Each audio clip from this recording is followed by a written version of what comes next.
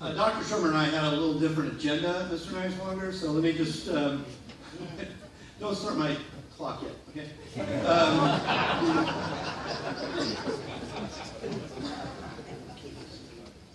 We had a 20-minute opening, 10-minute rebuttal, 5-minute cross, 5-minute closing, and then Q&A. That's right. And this is your 10-minute rebuttal? Yeah. Please don't stop.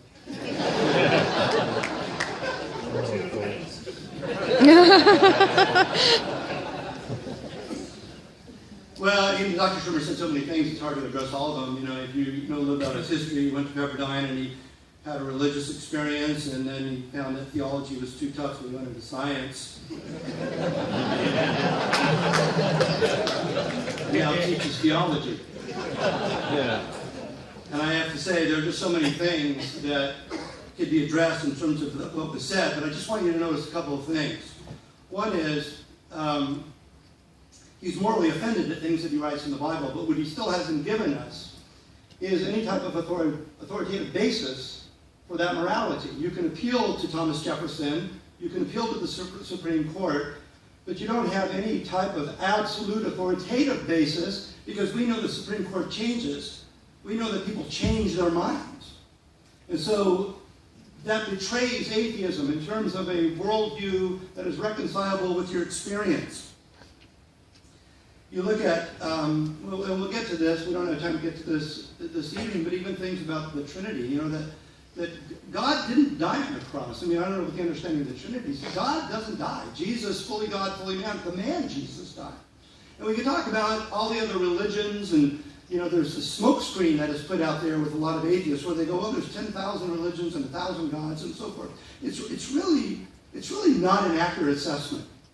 But I'll just say this, and I'll quote John Gerstner on this one in terms of the Christian faith, and that is, there's only one religion that is not auto-soteriological. And what he meant by that is there's only one religion out there where you don't save yourself, and that's the Christian religion, where God, because of his love, sent his Son to take upon himself that which we deserved, is unique to the Christian faith.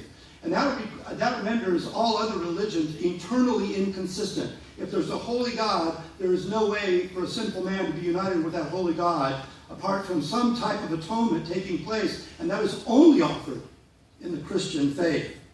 So there's all sorts of smoke screens in the room. And one of them I'd like to address, and as we move on here, is this smoke screen of the request for evidence. You maybe hear that. You're like, I only believe in what I see, many of my atheist friends say. But of course, the very statement, I only believe in what I see, is itself invisible.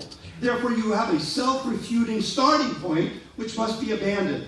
But it makes me think of the well-known 20th century atheist Bertrand Russell, who in an interview with Leo Rosten, he quipped that if he dies and he sees God, he's going to have this conversation with God, and he's going to confront the Almighty with the words, "Sir, you did not give me better evidence."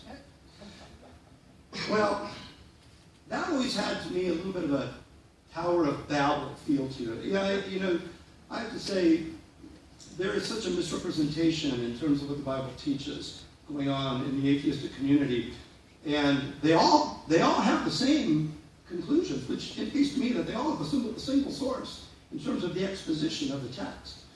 Be that as it may, I have always found the Tower of Babel to be almost a silly story in the Bible. Now, I'm not ridiculing the scriptures. What I'm saying is the notion that there's this ultimate human endeavor where you could build a tower into the heavens and somehow reach ultimate truth through a human construction.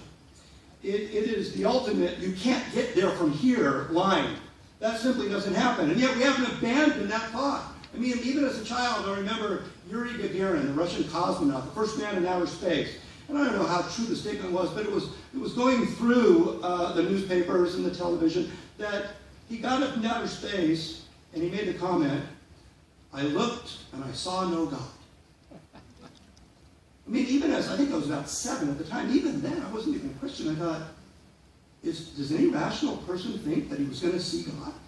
Is it going to be like that Star Trek episode where William Shatner gets in an argument with God? Remember that episode? And he outsmarts God because God just can't handle, Captain Kirk's intellect. Is that what's going to happen? But to this very day, the request is still being made. Show me, show me, show me. Let me tell you, whether it's a tower or a spaceship or a microscope or a telescope, God is not found in a lab. He is not found at our human speculations. He is not found by human evidence. There have been apologists who tried to accommodate this request. Josh McDowell wrote a number of volumes called Evidence That Demands a Verdict. And he gave a tome of evidence, historical, literary, geographical, prophetic evidence. Evidence that demands a verdict. And I thought, as I read that, maybe this evidence does demand a verdict, but it doesn't seem to be getting a verdict. And why is that?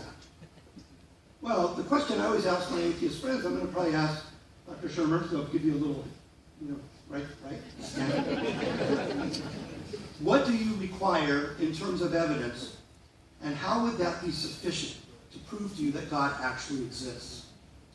Now, I ask, you hear this question going out, and you hear funny answers. I think it was Krauss who said, if the stars rearranged themselves in Aramaic, if the moon split in two, if your pulpit floated up in the air, my esteemed opponent made a less fantastic request, 10 million in a Swiss bank account. I'd be checking.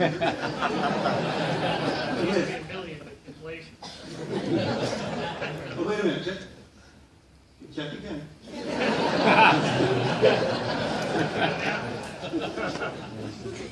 But of course, any observable phenomenon can have numerous natural explanations.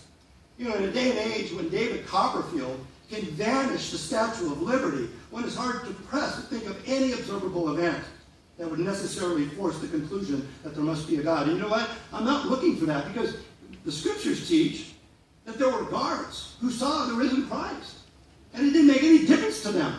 As a matter of fact, one could argue that the two generations in the Bible who saw the most during the time of Moses and the time of Jesus were the most stiff-necked people in all of redemptive history. It doesn't matter. The evidence isn't going to make a difference, but I'll ask anyway, what evidence do you want, and how would that convince you that there is a God?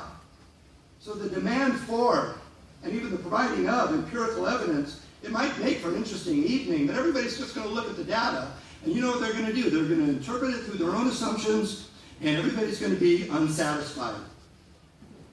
All this to say, the request on the part of the atheist for evidence, whether intentionally or unwittingly, is an illegitimate request. They'll say, well, I'll believe, but I'm going to exhaust all the natural explanations. Now, how long would it take to exhaust every potential natural explanation for some phenomenon? Well, it's forever. You'd never get there. You see, with the towers of the builders of the Tower of Babel, and what Gagarin failed to realize was that which was necessary for there to be a tower in the first place. Existence, logic, materials, presupposed the existence of a source, of a genesis. To get started, there needs to be a God. So you hear a lot of this talk with verses that have shock value that are really misinterpreted. They are not. If we got down and we had a Bible study and we explained what those verses mean, I guarantee you, if you were honest, there would be aha moments to these types of things. I've spent my whole life looking at this. As a matter of fact, I would say I personally have a debt to the neo-atheists, because they ask the hard questions, and many of the Christians today aren't willing or equipped to answer those hard questions. Does the Bible, say it again? 2 minutes. Does the Bible teach rape and misogyny and slavery and the unwarranted and capricious killing of children for spilling their milk and everything else that today's atheist says the Bible teaches? Well, it doesn't, but there are verses that if you look at them out of context, if you read your Bible anachronistically, if you fail to understand the big event, you can interpret it that way. I mean, Sam Harris, well, I assume is a pretty smart guy. But I saw him reading a Bible study. It wasn't really a Bible study because he's an atheist, but he was talking about how in this parable, at the end of the parable, Jesus was instructing his followers to kill all the unbelievers. Well, I had to run to that parable because I've been reading this all my life, and I've never seen the parable where Jesus at the end goes, by the way, go kill all the unbelievers. But any Sunday school teacher or student Could look at that parable and go, no, it's a parable about the second coming. This is the angels. And yet here we have an atheist teaching a Bible study, and it panned through the room of people who I think view themselves as intellectuals going, yeah, I can't believe people believe that. Well, you're being taught improperly in terms of what the Bible teaches. One last thing. So many of the atheists today view God in such a puny way. It reminds me of Loki and the Hulk. Remember when he smacks him down in the puny God? As if God is some type of interloper, as if God is a voyeur, as if God, if he just left us alone, we would be fine. Not recognizing that it is the God in whom we live and move and have our being, and we would not even be here. There is no plausible explanation. You want to talk about theodicy, God and evil? I advise read God and Evil, The Problem Solved by Gordon Clark. It handles the question. You may not like the answer, but it's a reasonable answer. It's a sound answer. But the atheist does not give sound answers and cannot give a justifiable acknowledgement for the life that he experiences. And to say that atheism is not a life and worldview is like saying, look, I'm not committed to walking or not walking, I'm just going to cut my legs off. What a person doesn't believe can tell you a lot about who they are and how they approach the world in which you live. Thank you. Time.